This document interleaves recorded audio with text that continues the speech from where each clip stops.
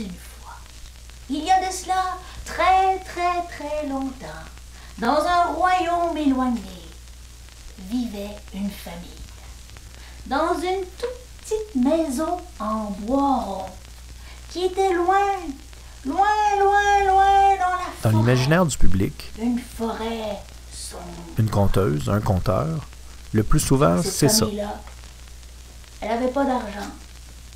C'est tout juste si l'homme de la maison arrivait à ramener du beurre pour mettre sur le pain tous les jours.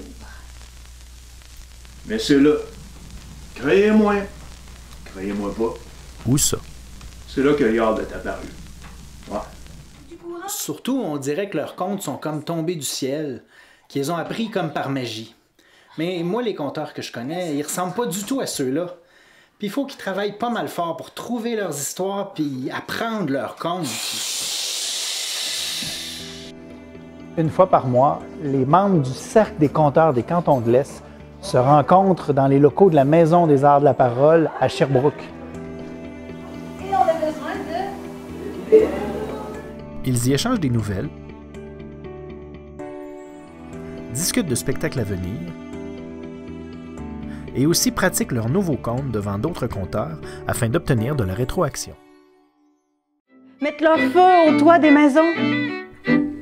Le cri que tu pousserais, Andromaque, quand il te prendrait par la chevelure. Marie Lupien-Durocher est conteuse, membre du Cercle des Cantons de l'Est, mais c'est aussi la directrice générale de la Maison des Arts de la Parole depuis 2011. Diplômée en administration, elle souhaitait depuis longtemps gérer un organisme dans le domaine artistique. La Maison des Arts de la Parole organise chaque année des spectacles et des formations en contes et poésie performée, ainsi que 2 festivals.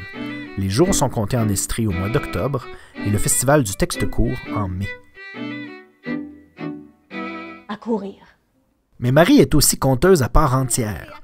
Elle compte autant pour les enfants, les adolescents que pour les adultes.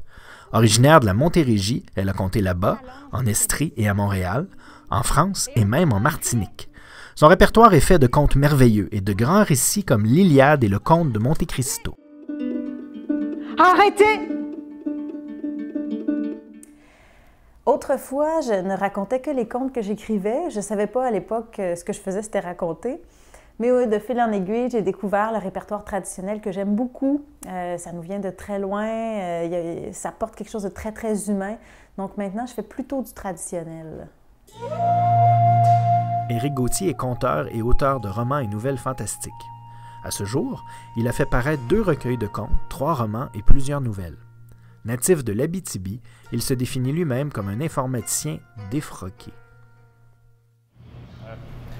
Comment je suis devenu conteur, c'est un peu par accident. Ça m'est tombé dessus en 99 quand je suis déménagé à Montréal. Je sortais dans les bars et puis dans un bar miteux un soir, je me suis retrouvé pris en pleine bataille générale. Et puis dans la confusion, j'ai été mordu par un conteur. Et puis depuis ce temps-là, chaque fois que la lune se lève, je deviens conteur à mon tour. C'est plus fort que moi. Il raconte surtout des histoires contemporaines et il affectionne particulièrement les situations insolites. C'est imprimé par une coopérative de moines bouddhistes qui avaient leurs locaux dans un manège désaffecté à La Ronde. Il a compté partout au Québec, jusqu'au Yukon, en France et en Serbie. Son travail a été primé par différents prix littéraires. Les conteurs disent que c'est pas eux qui choisissent leurs contes, c'est les contes qui les choisissent. Peu importe qui choisit qui, il va y avoir un moment où il va falloir décider de ce qu'on va raconter. Les idées me viennent d'un peu n'importe où. Il s'agit d'être à l'affût. Souvent, ça me vient de petits incidents anodins. Juste la fois où est-ce que l'ascenseur n'arriverait pas, ou bien la fois où j'ai eu à suivre une voiture dans le brouillard, je ne savais pas où ça allait me mener. C'est ça avec les histoires. J'imagine où est-ce que ça a pu me mener. J'explore, je pose des questions autour de ça, puis ça m'inspire une histoire. La première chose que ça prend pour que je raconte une histoire, il faut que j'aie un coup de cœur pour l'histoire. Puis quand c'est une histoire que j'ai entendue de quelqu'un, moi souvent je vais demander la permission juste par respect pour la personne. C'est des histoires qui appartiennent à tout le monde, du répertoire mondial, mais j'aime mieux avoir l'accord de la personne de qui je l'ai entendu. Bien, en faisant l'état présent des recherches, on s'est rendu compte qu'il n'y avait rien qui avait été écrit sur le processus créateur des conteurs. Donc, il y avait là un beau filon pour un projet de recherche. Alors, dans le fond, ce qu'on veut savoir, c'est comment les conteurs choisissent leurs histoires, comment ils font pour apprendre les histoires, comment ils font aussi pour pas que ça ait l'air appris, donc peut-être qu'ils les racontent comme un souvenir vécu. D'autres fois, c'est plutôt des commandes, c'est-à-dire que là, je prends tout ce que j'ai reçu de documentation, d'informations qu'on a pu me donner ou que j'ai pu trouver. Puis, j'étale ça devant moi, c'est un peu plus intellectuel, j'essaie de faire des liens, puis je laisse venir les idées.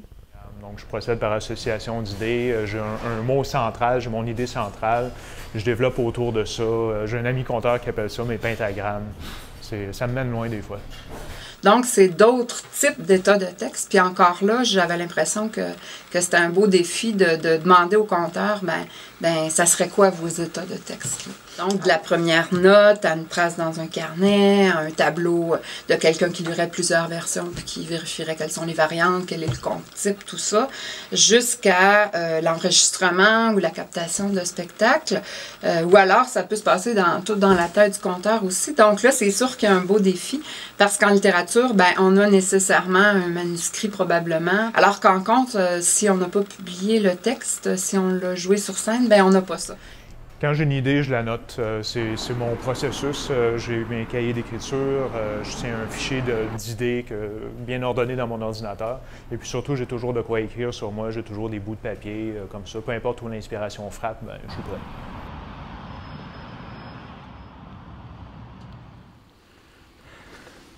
Une fois qu'ils ont trouvé une histoire, les conteurs, les conteuses, il faut qu'ils l'apprennent. Chacun a sa façon de faire ça. Moi, il faut que je marche pour apprendre mes histoires. Ça passe par les pieds. Une fois que j'ai ma trame, j'ai besoin vraiment de voir les images. Donc souvent, ce que je vais faire, c'est que je vais me coucher sur le divan chez moi ou sur le lit. Je ferme mes yeux, je mets mon bras par-dessus ma tête, puis je visualise le conte. Un peu comme si j'étais au cinéma puis que je voyais le film de ce que je vais raconter. Puis je m'arrête une fois de temps en temps. S'il y a un truc qui m'intrigue, je vais m'attarder à une forêt ou à un personnage, aller me mettre à l'intérieur de lui pour mieux saisir un peu tout ce qui se passe. J'ai beaucoup tendance à passer par l'écrit pour travailler sur mes contes. C'est de l'écrit que je viens. Mais comme le conte, ça vit tellement sur scène, j'ai commencé à travailler plus à l'oral. J'ai quelques histoires que j'ai conçues entièrement de vive voix sans passer par le papier. Éric, oui. Pourquoi on est dans une salle de lavage? C'est une salle de répétition. Moi, quand c'est le temps de préparer mes histoires, il faut que je me trouve un coin tranquille, quelque part que je ne vais pas encombrer ma blonde, quelque part où est-ce que je sais que personne me regarde ou m'entend. Et puis là, ben, je répète. Tu fais ça souvent? Pas mal. Les anciens enseignaient aux enfants les légendes du dehors. Les légendes du dehors. Ouais. Les anciens enseignaient aux enfants les légendes du dehors. C'est vraiment ici que les contes prennent vie, sur scène. Ça peut être un café, une bibliothèque, ça peut même être à l'extérieur. Ou sur une scène traditionnelle comme ici. Dans les fêtes, les conteurs et conteuses travaillent en fonction du spectacle. Et pour naître, les contes ont autant besoin de l'artiste qui les livre que du public qui les écoute. Marie, tu racontes l'Iliade, le conte de Monte Cristo. C'est des longues histoires. Pourquoi? J'aime ça, plonger dans des longues histoires, amener le public dans un univers pendant aussi longtemps, là, qui se prennent au jeu. Moi aussi, d'ailleurs, je me prends au jeu. Puis au départ, je ne savais pas trop comment on faisait pour attaquer un long récit, mais en 2010, j'ai suivi une formation avec Martine Tollet qui m'a vraiment donné les outils dont j'avais besoin. Au point où maintenant, j'essaie toujours d'avoir un long récit en travail. On dirait que ça me garde vivante, allumée. Ça me fait un projet personnel à chaque fois. Ça fait, oui, des longs spectacles. Des fois, ça peut aller jusqu'à 2 heures, 2 heures et quart. Mais ça part de récits qui sont encore plus longs que le spectacle. Donc moi, c'est sûr que de mon côté, je dois faire tout un travail pour enlever certains morceaux. Des fois, il faut prendre des raccourcis, remplacer, boucher les trous. Puis moi, j'ai toujours un souci du fait que ça soit cohérent et compréhensible et intéressant pour le public qui va écouter.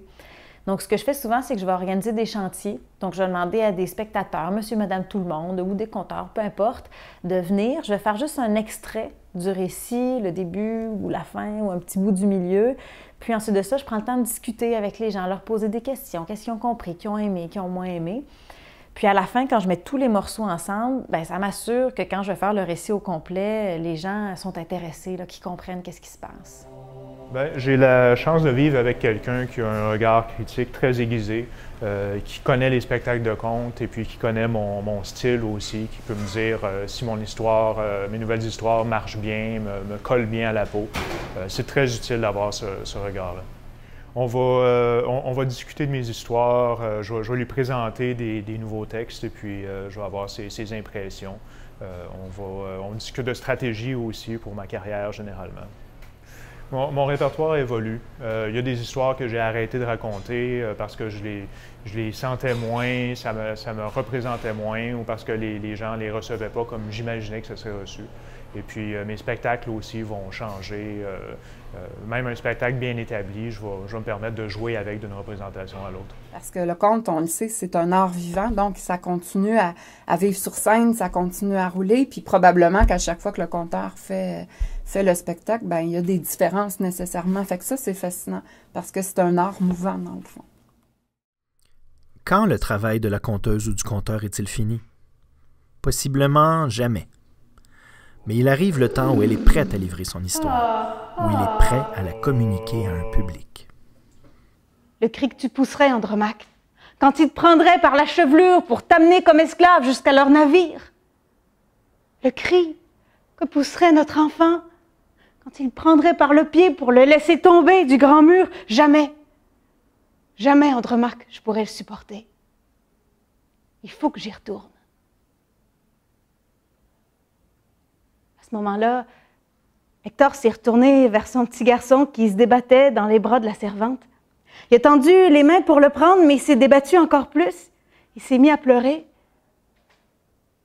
Hector a compris.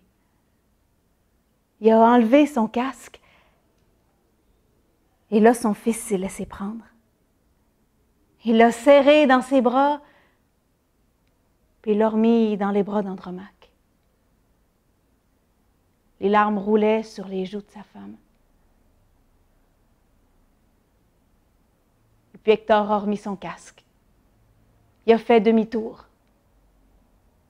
Et il s'est mis à courir. À courir et à courir vers la grande porte de la cité. À courir, mais cette fois-ci, sa lance s'était baissée. Et en courant, il criait « Arrêtez! Arrêtez! Achéens, Troyens, arrêtez! Arrêtez! » Quand Lucien est viré fou, ça n'a pas été long qu'il a commencé à se sentir seul. Et comme il n'était pas doué pour se faire des amis, il s'est dit que ça lui prendrait un ami imaginaire. Alors, en toute logique, il a placé une annonce dans un journal imaginaire, L'Écho bougonneux. L'Écho bougonneux, c'était une sympathique feuille de chou qu'on imprimait en fait sur des feuilles de palmier le 3e jeudi de chaque semaine. C'était rédigé ça par une coopérative de moines bouddhistes qui avaient leurs locaux dans un manège désaffecté à la Ronde. Il y avait une bonne section d'annonces classées là-dedans. L'annonce de Lucien a porté fruit. Le premier candidat à y répondre, ça a été un ours polaire qui se prénommait Cléophas. Cléophas était jovial, il était douillet, mais il avait la fâcheuse habitude de faire ses pratiques de cornemuse en plein milieu de la nuit. La deuxième candidate, ça a été une petite fille qui était morte du typhus en 1847. Un sympathique petit fantôme qui malheureusement faisait peur aux chats, et pour Lucien, ça n'allait pas marcher, ça.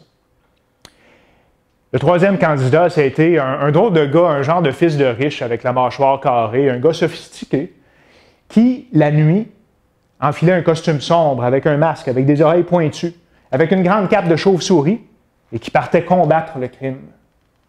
Il était toujours parti, c'était pas terrible comme ami, en fin de compte. Et puis Lucien, un beau jour, était parti à sa recherche. Quand il a aperçu sur le bord d'un parc le plus petit chien qu'il avait jamais vu de sa vie. C'est pas compliqué, il était tellement petit, ce chien-là, il se battait contre un pigeon pour sa nourriture, puis c'est le pigeon qui gagnait. Lucien, il est accouru à la rescousse du chien, il a chassé le pigeon, il a tendu la main, et là, le petit chien s'est réfugié dans sa manche. Mais Lucien, il était consciencieux. Après ça, il a passé une autre annonce dans l'Écho bougonneux, une annonce qui disait « Chien retrouvé ». Et au bout d'une semaine, comme personne ne l'avait réclamé, là, Lucien l'a adopté. Et il lui a offert en cadeau pour l'occasion un minuscule chandail des Canadiens de Montréal.